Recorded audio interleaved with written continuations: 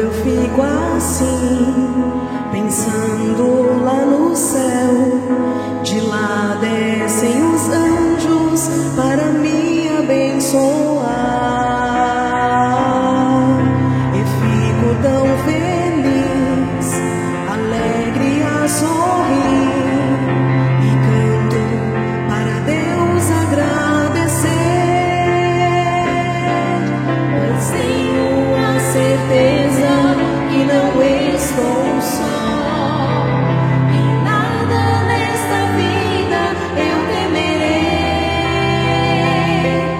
Eu sigo confiante em Jesus, meu Senhor, e viverei amando minha igreja.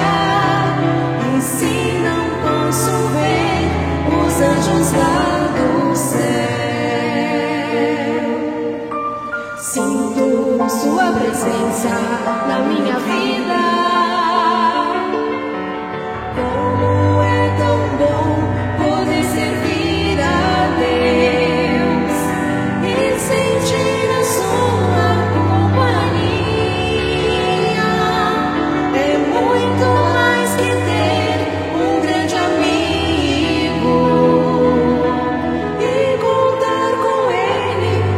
Os dias, ó Deus meu Pai, eu te agradeço pela Santa Rosa e seus santos ensinos, por ter conhecido um santo profeta, pela comunhão divina nesta igreja.